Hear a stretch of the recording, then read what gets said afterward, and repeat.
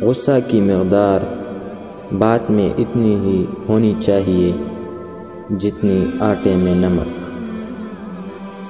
جو آج مفت کی نصیحت قبول نہیں کرے گا، کل اسے مہنگے داموں افسوس خریدنا پڑے گا۔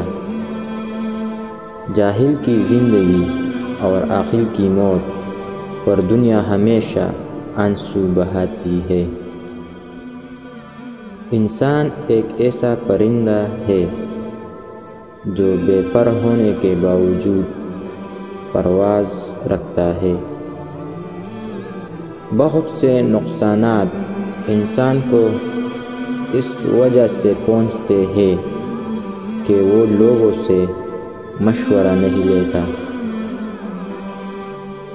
جو شخص لوگوں سے کنارہ کشی کرتا ہو تو اس سے مل، اور جو شخص لوگوں سے ملنے کا عادی ہو اس سے کنارہ کشی کر۔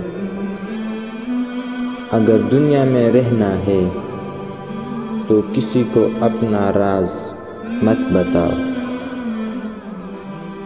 اپنی غلطی کا اعتراف کر لینا ایک بہترین خصوصیت ہے۔ اس سے نفس میں عاجزی پروان چڑھتی ہے اور تکبر کمزور ہوتا ہے۔